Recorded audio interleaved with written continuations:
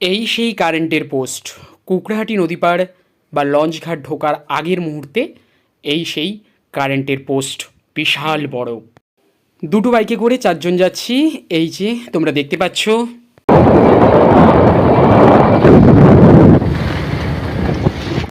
এখন ভাজা চলছে গরম গরম চিকেন কাটলেট, চলছে মশলা মুড়ি খাওয়া সে ভোলা বলবে এখন কেমন টেস্ট হয়েছে। এখানে স্যাররা খাচ্ছে। আরে মুখে বলো, মুখে মুখে। জি ভোলা খাচ্ছে, বিশাল গরম। টেস্ট কেমন হয়েছে ভোলা বলবে। লেভেল লেভেল একদম লেভেল। বুঝতে পারছে না, খাবার প্রতি মনোযোগ দিচ্ছে। যাই হোক, ও খাক। এইবার বন্ধুরা চিকেন কাটলেটটা আমার টেস্টের পালা, আর কেমন লাগছে সেটা তোমাদের সঙ্গে শেয়ার করা। এই হলো কুকড়াহাটির লঞ্চঘাট, যেখানে অনেক মানুষের জীবিকা চলছে, অনেক মানুষ এক জায়গা থেকে অন্য জায়গায় যাচ্ছে। আর কেমন আছেন সবাই, এসটি ব্লগ চ্যানেলে আপনাদের সকলকে স্বাগত জানাই।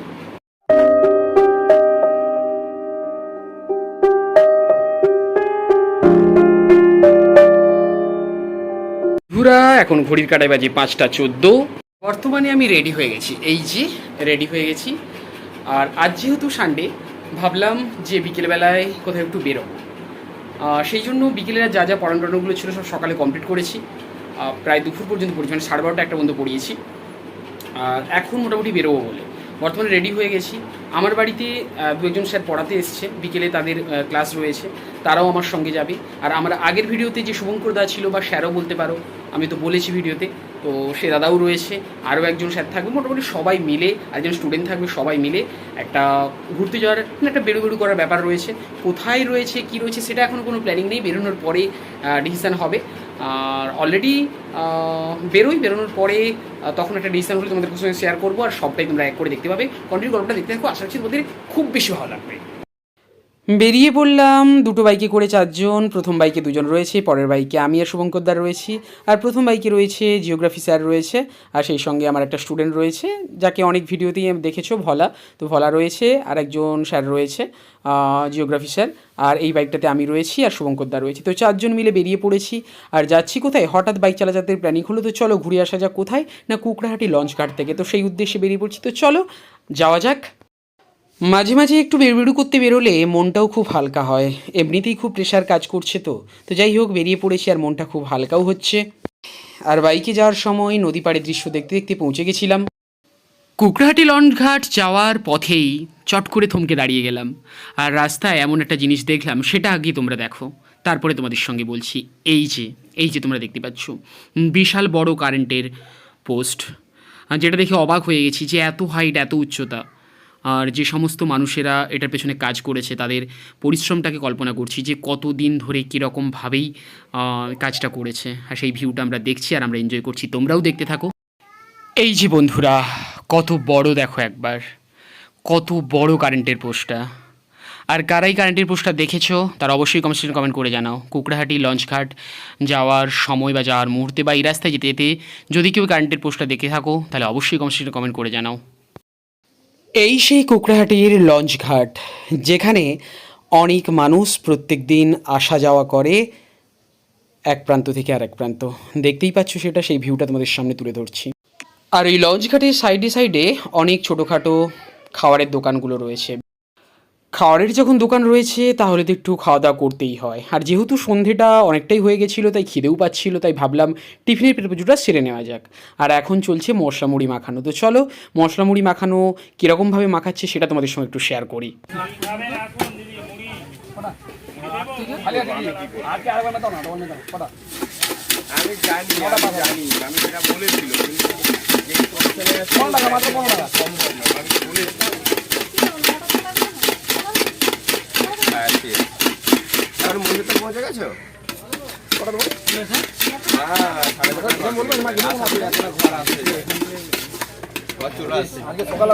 চলছে মশলা মুড়ি খাওয়া। আর তোমাদেরকে একটু আগে দেখালাম কীরকমভাবে বানানো হচ্ছিল। তো যাই হোক, আর এখন বলবে কেমন টেস্ট হয়েছে। ভোলা বলবে এখন কেমন টেস্ট হয়েছে। এখানে স্যাররা খাচ্ছে। আরে মুখে বলো, মুখে মুখে। Super test. স্যার কেমন লাগছে? ভালো লাগছে। এবার আমি টেস্ট করে বলবো কেমন লাগছে। আর এখানে শুভঙ্কর দা আর স্যারও বলতে পারো, যাই হোক মোটামুটি লজ্জা পেয়ে গেছে একদম। তোমাদেরকে বলবো বলছিলাম তো যেরকম মোটামুটি হয়, আর কোনো রিভিউ দেওয়ার কিছু নেই, টেস্ট ভালো। হালকা একটু নুনের পরিমাণ আমার বেশি লেগেছে, আর কিছু না, একটু নুনের পরিমাণটা বেশি লেগেছে। আর নাহলে মোটামুটি যেরকম হয় সেরকম।